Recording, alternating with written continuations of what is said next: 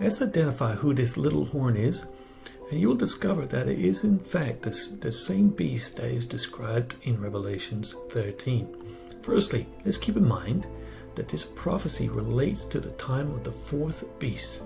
You see, Daniel was shown, and this was confirmed that this fourth beast, which was representing Rome, was going to be a divided kingdom eventually, so it was going to break up.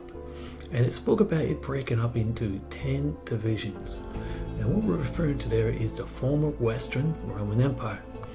Now, the annals of history record them as the Franks, the Huns, the Visigoths, the Ostrogoths, the Heruli, the Lombards, the Anglo-Saxons, the Suevi, the Vandals, and the Burgundians. Now, we're told that this little horn will come up at the time of those 10 kings and come up amongst them. So this is important to keep in mind, because this is the context to this prophecy, and it sets the time frame. The time of the beast and the keys within Daniel 7 and Revelations 13 give us a very good indication, a clear indication actually, of its identity.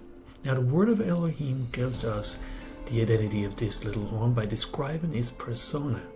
Let's consider the following defining characteristics of this entity. We're told in Daniel 7:8, right? We're told that 3 of the first horns, those 10 kingdoms, were uprooted before it. Meaning at the time that these kingdoms formed, this little horn sprung up among them. Now we're also told that this horn had eyes like the eyes of a human being and a mouth that spoke boastfully. So you see, it is a very proud and boastful person. Now after them, we're told in Daniel 7:24, it describes it as a king will arise, and it says that this king will be different to the earlier ones. So speaking about this king is different, and we're told that he will subdue 3 kings. Also, this horn was waging war against the holy people and defeating them. And then we're told that in the Ancient of Days came and they pronounced judgment in favor of the set apart people of the Most High. And we're told at that time when they possessed the kingdom.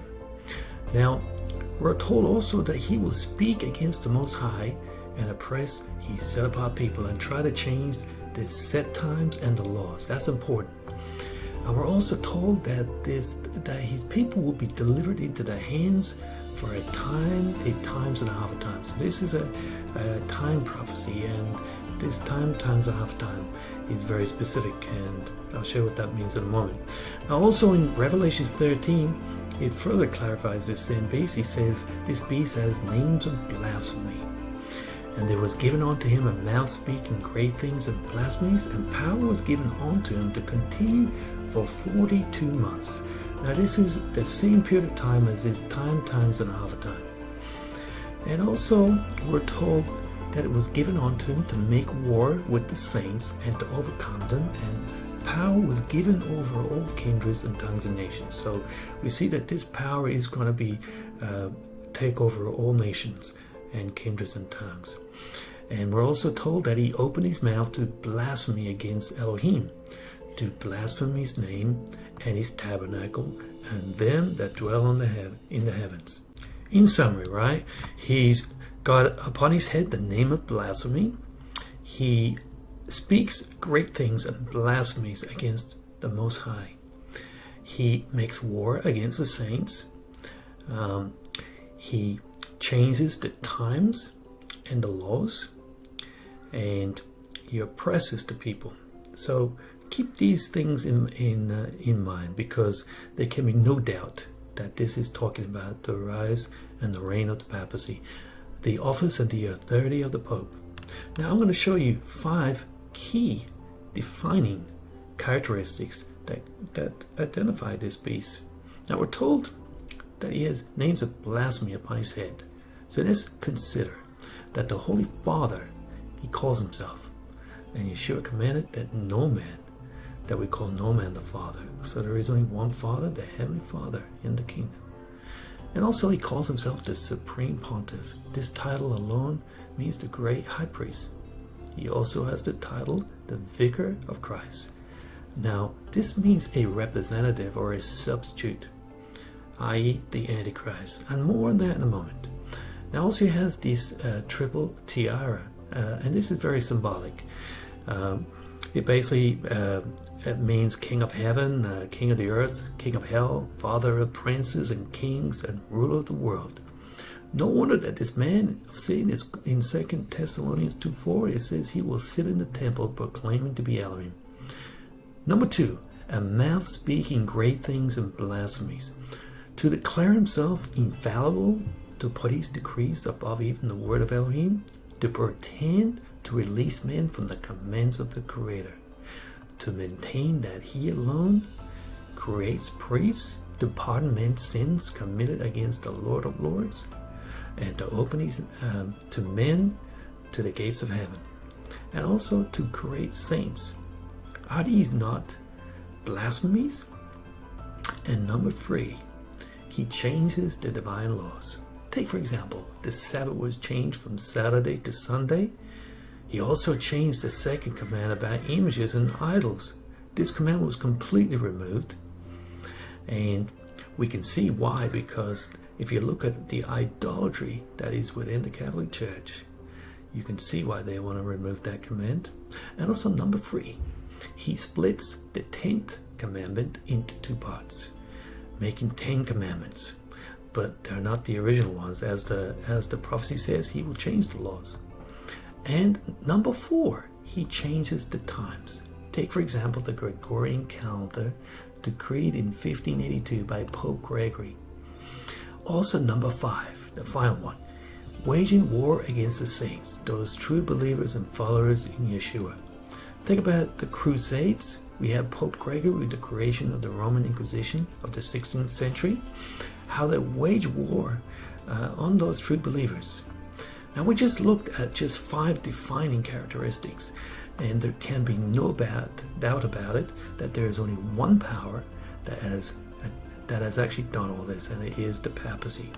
Now that we've established the fact that this prophecy fits perfectly with the papacy, now let's take a look at the fulfillment of the little horn and the first beast prophecy in Revelations 13. Now that we've laid the groundwork, let's consider how perfect this prophecy was fulfilled.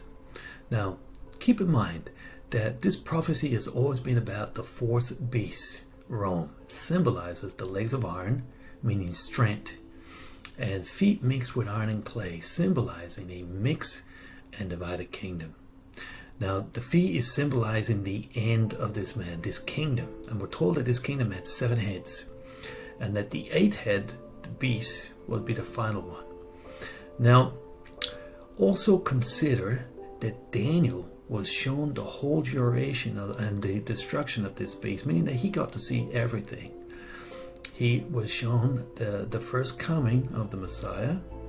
He was shown the period where this horn would rise, that he would uproot 3 of these kingdoms. We're going to talk about it in a moment. And that this beast would receive a deadly wound, this little horn. And he was also shown when the courts would be set and judgment would be in effect, and the books would be opened. Now, what I want to illustrate here is that Revelations 13, this first beast, and Daniel 7:8, the little horn, are in fact describing the same little power, this power. Of course, John, when he was writing this in approximately 90 AD, John got to see the fulfillment of Daniel's prophecies, and it talks about, he was shown that this beast was rising out of the sea, and it had 10 horns and 7 heads, and that those 7 heads represent the 7 heads of the beast, the 7 kingdoms I showed you earlier, and that this beast, or this power, had blasphemous names on his head. So, and we looked at what those names are, and it's clearly speaking about the papacy. And Daniel was shown that the beast he saw was like a leopard, his feet were like a bear, and his mouth was like a lion's mouth. So we're seeing those kingdoms that Daniel was shown. The leopard representing, of course, Greece, the bear representing the Medes and the Persians, and of course the lion's mouth symbolizing Babylon. The land, it was boastful, remember? So anyway, so let's move along. And we're told it was the dragon who gave his power and his throne and great authority. So we see that the dragon is the power behind these kingdoms. And it is the dragon that is the one given the power here. Now we're also seeing that that one of the heads seemed to have a mortal wound. So John was shown that, and Daniel was also shown a very similar thing as well. Now it said that the beast was given a mouth uttering haughty and blasphemous words, and an exercise of 30 for this 42 months. And what we're going to see is that 42 months times 30 is actually 1,260 prophetic days. So we go with the prophetic day to a year principle, and we come up with this time duration of 1,260 years. Now consider that we're told at the time of the breaking up of these 10 kingdoms, later on, that this power would come up and it would uproot 3 of those kingdoms.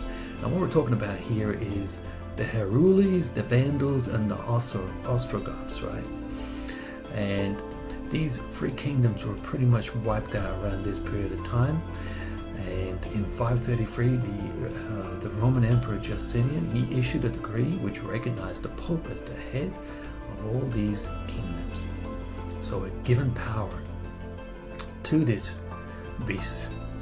And if we start the clock there in about 538 AD, and we add this prophetic timeline to it, we can see that in the year 1798, the French army under Berthier entered Rome, and the Pope was taken prisoner. So this is the deadly wound that this beast would receive. But we're told that the deadly wound healed.